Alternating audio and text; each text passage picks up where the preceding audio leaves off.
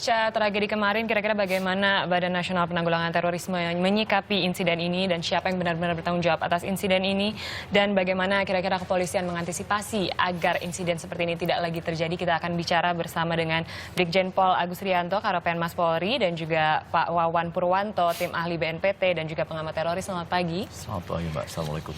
Waalaikumsalam. Pak Agus, mungkin saya akan ke Pak Agus terlebih dahulu untuk update-nya hingga pagi ini. Kira-kira dari lapangan dan tim di lapangan seperti apa?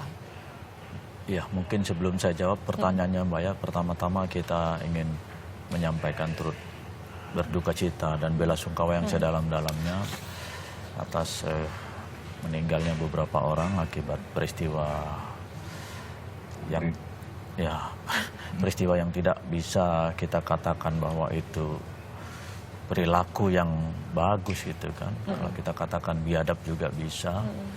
Ya, sehingga kami dari kepolisian akan berupaya secara maksimal untuk bisa mengungkap kasus ini. Yang kedua, tentunya kita telah berhasil sebetulnya.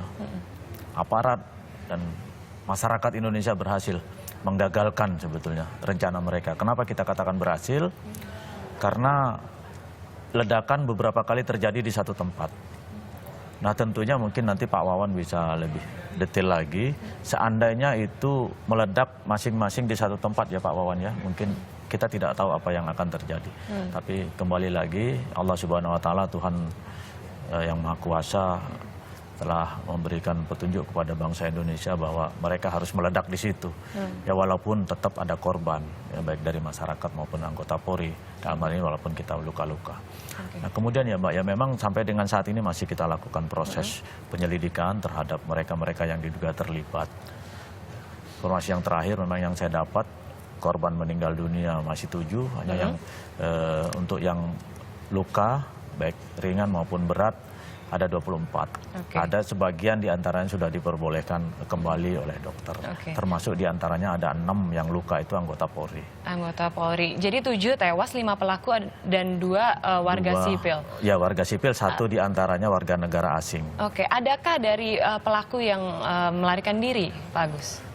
Berdasarkan hasil analisa yang kita peroleh kemarin, kita belum menemukan itu. Tapi Bapak Kapolda Metro sudah memerintahkan seluruh aparatnya, seluruh jajarannya untuk menganalisa mungkin CCTV, informasi apapun yang dimiliki untuk mencari apakah pada saat itu dimungkinkan ada pelaku lain.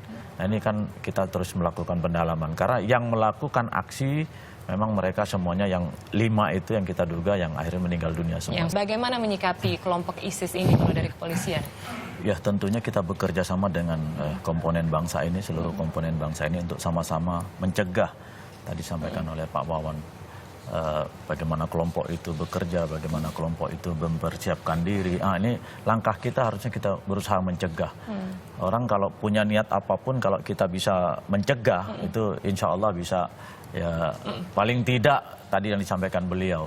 Nah, sehingga Polri tidak mungkin bisa bekerja sendiri. Kita punya program, kita punya rencana kegiatan, tapi kita tetap bersinergi dengan komponen masyarakat sehingga kita bisa mampu menciptakan suasana yang terus-menerus semakin baik dari waktu ke waktu. Peran serta masyarakat. Konkretnya seperti apa Pak Agus yang bisa dilakukan dalam jangka pendek begitu untuk melihat bahwa kelompok-kelompok ini tidak lagi berkembang dan tidak ada lagi yang tidak ada di pengawasan dari kepolisian?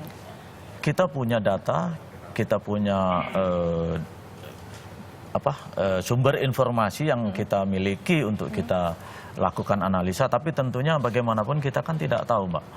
Beliau tadi sampaikan bagaimana seseorang sudah di dalam tahanan, kemudian dibina di tahanan ternyata tidak bisa, tetap mempertahankan itu.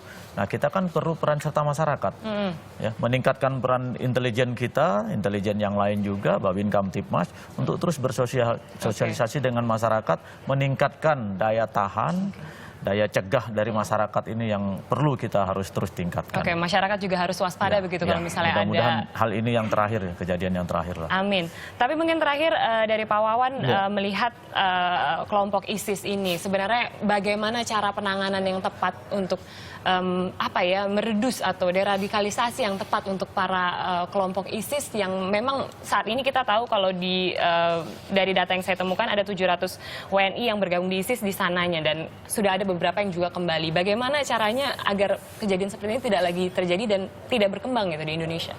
Sebetulnya pemerintah itu sudah melakukan upaya pendekatan, termasuk pada keluarga-keluarga yang kembali, itu kan 101, 47, 76 angkanya ya, kurang lebih total 300 ya, kurang lebih 300.